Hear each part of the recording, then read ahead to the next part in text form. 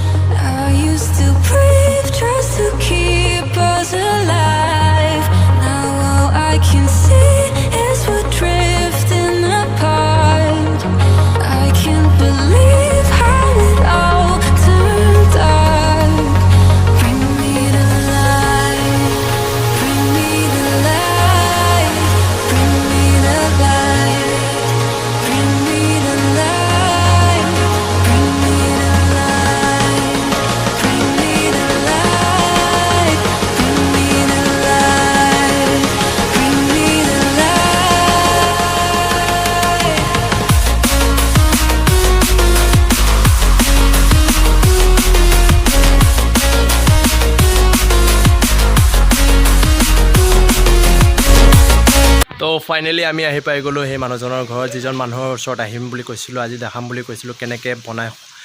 যদি অসমীয়াত কোৱা হয় খনিকৰ তো আমি আজি ফাইনেলি পাই গ'লোঁ তেওঁৰ ঘৰ তো মোৰ বেক চাইডে যিটো ঘৰ আছে সেইটো তেওঁৰে ঘৰ তাৰপিছত মই দেখাই আছোঁ আপোনালোকক কেনেকৈ তেওঁ বনায় কি কৰে তেওঁৰ লগত ইণ্টাৰভিউ অকণমান ল'ম তো কথা পাতিম তেওঁৰ লগত কি হিচাপে তেওঁ কি ইউজ কৰিনো কেনেকৈ কি কৰি পেলাই আপোনাৰ মূৰ্তিসকল বনায় তো ভিডিঅ'টো ষ্টাৰ্ট কৰোঁ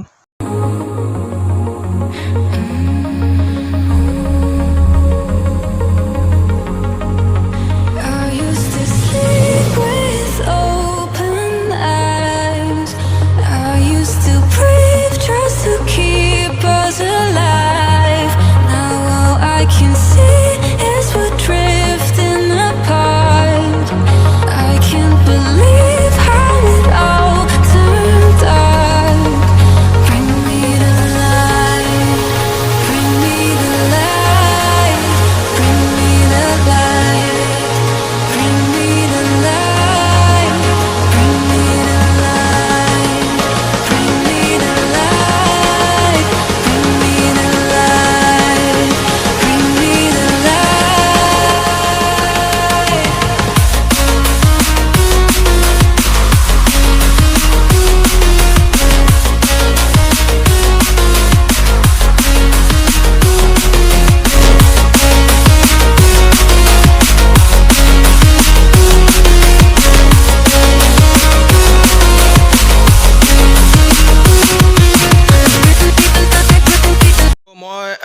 কোৱা মানুহজনৰ ওচৰত আহি পাই গ'লোঁ তো তেওঁক মই মামা সম্বোধন কৰোঁ তো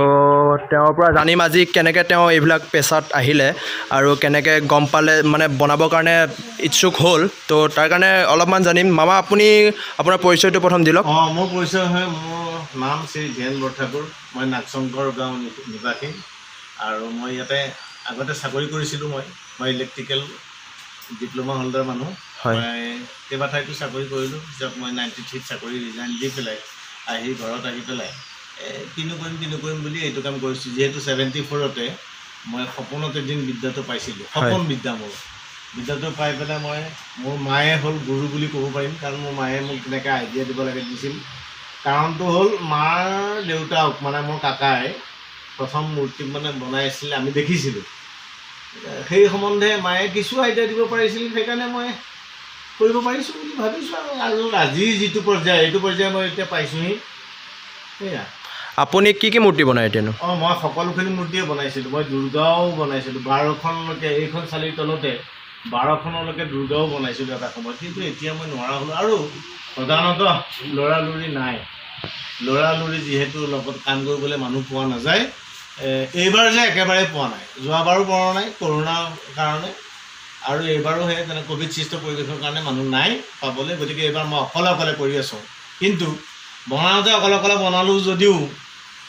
শেষত ৰং বিৰঙৰ কাৰণে ওচৰৰে এজনী বোৱাৰী কাম কৰি আছে তেওঁ মোৰ লগতে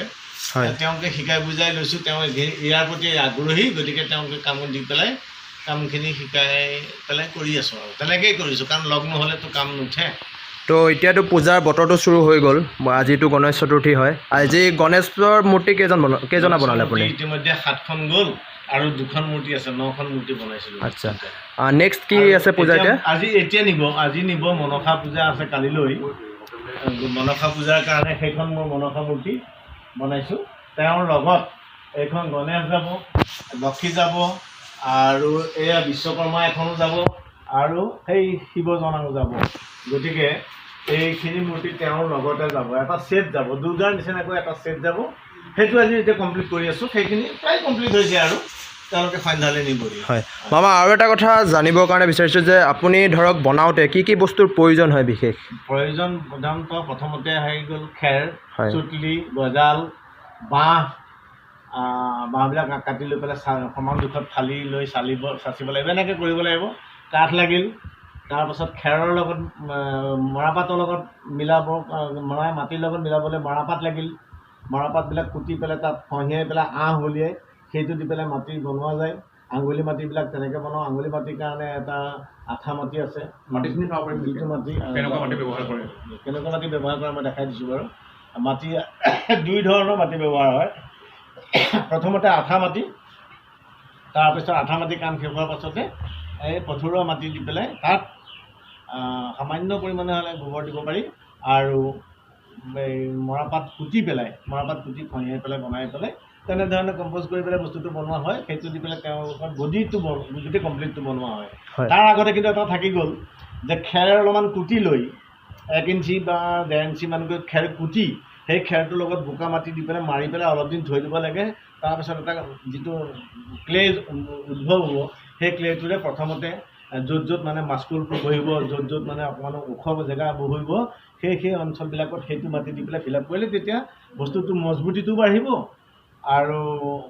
ওজনটো কমি যাব মূৰ্তিখনৰ তেনেকৈ পৰা যায় এজন মূৰ্তি বনাওঁতে কিমান টাইম লাগে আপোনাৰ কিমান টাইম বুলি ক'লে এজন মূৰ্তিটো বনাবলৈ নহয় আচলতে আমি এনেকৈ বনাওঁ এজন মূৰ্তি বনাওঁ বুলি ক'লে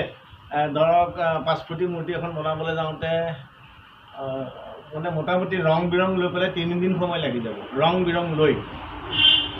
হয় 3 দিন সময় লাগি যায় আপোনাৰ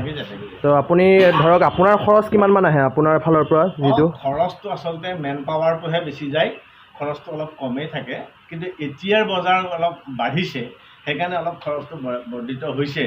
ধৰক মই যদি 4,000 টকাত মূৰ্তিটো বেচিব পাৰোঁ তেতিয়াহ'লে প্ৰায় আধা অংশ খৰচত যায় আধা অংশ থাকি যায় মেন পাৱাৰটো তাৰ লগত ইউটিলাইজ কৰি দিলে তেতিয়া বাঢ়ি যাব হয় আৰু বাকী কি ক'ব আপুনি এইটো পেছাক কোনোবাই আপুনি যদি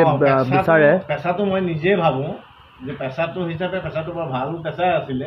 কাৰণ যিহেতু মোক মূলধন নালাগে বেছি। হয়, এতিয়াৰ যুগত মানে কি আপুনি ছাজেষ্ট কৰিব এইটো পেছাত? মই ক'ম যে এইটো আহক লৰালৰিসকল। মইতো মাতিছোঁ, মই কেইবাবাৰো মোক সম্বৰ্ধনা সভা দিছিলে। সম্বৰ্ধনা সভাত মোক গোটেই একেষাৰ যেতিয়া ক'বলৈ দিয়ে মই তেতিয়াও কৈছিলোঁ ওচৰৰ কোনো ল'ৰা যদি আহে আগ্ৰহী, সেই আগ্ৰহী ল'ৰাবিলাক আহিলে মই কাম শিকাই দিম। বৰঞ্চ মই পইচাহে দিম। মোক কাম কিছুমান জেগাতো কাম শিকিবলৈ গ'লে কাম শিকিব পাৰে, খাব পাৰে, তাতকৈ একো নাপায়। মই কিন্তু খোৱামো, কামো কৰাম আৰু পইচাও দিম, এনেকৈ ধৰণে কৈছিলোঁ। কিন্তু ইয়াত এই অঞ্চলত তেনেকৈ পোৱা নাযায়। দুজনমান আহিছিলে, এই দুদিনমান কৰিলে আৰু গ'ল আৰু নকৰে। এতিয়া এইটোৱে মোৰ দুখ লাগে যে মোৰ অবিহনে কিন্তু মোৰ ইয়াত ছেকেণ্ড মানুহ এজন মই শিকাব নোৱাৰিলোঁ মানে নাহিলে শিকিবলৈ। হয়, তো আপোনাৰ ছিজন ৱাইজত কিমানমান মূৰ্তিৰ অৰ্ডাৰ থাকে? মোৰ আগতে মই দুৰ্গা বনোৱাৰ দিনৰ কথা কৈছোঁ। আজি 3 বছৰৰ আগৰ পৰা মই দুৰ্গা এৰিছোঁ। তে দুৰ্গা বনোৱাৰ দিনত 12খন দুৰ্গা বনালোঁ। বিশ্বকৰ্মা বনাওঁ প্ৰায় 80-85খন। তাৰপিছত সৰস্বতী ছিজন আহিলে সৰস্বতী 35-40খন যায় মোৰ ইয়াত, আৰু লক্ষী যায় 22-25 এনেকুৱা।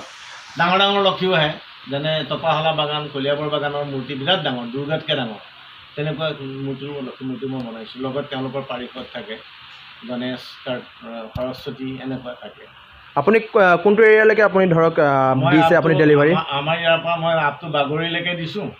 আৰু ইফালে বৰভগীয়ালৈকে মোৰ ইয়াৰ পৰা মূৰ্তি গৈছে। বৰভগীয়ালৈকে গৈছে। তো আপোনাৰ পেচাটো ভালে লাগিল বাৰু, দেখা পাইছে বহুত কষ্টকৰ হয় পেচাটো। তো আপোনালোকে দেখা পাইছে মূৰ্তি বনাই হোৱাৰ পাছত যেতিয়া মাটি লেপি কৰি হয়, তাৰপাছত যেতিয়া কালাৰ কৰিবলৈ হয় এনেধৰণৰ কালাৰ কৰা হয়। চাওক এবাৰ ভালকৈ সকলোৱে। নতুন ভিডিঅ'ত দেখা পোৱা গৈছে, আপোনালোকে দেখাবৰ কাৰণে ট্ৰাই কৰিছোঁ আমি কেনেকৈ মূৰ্তি তৈয়াৰ কৰি ওলোৱা হয়। তো চাই থাকক ভিডিঅ'টো।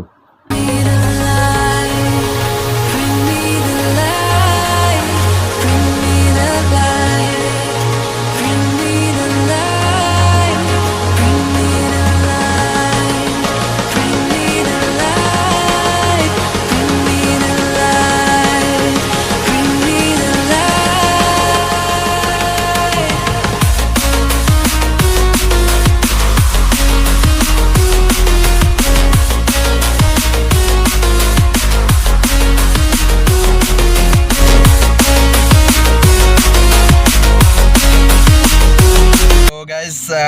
যিমানখিনি পাৰিলোঁ দেখালোঁ। যদি তাত কিবা ভুল ভ্ৰান্তি হৈ গৈছে তেতিয়াহ'লে নিজৰ বুলি ক্ষমা কৰি দিব।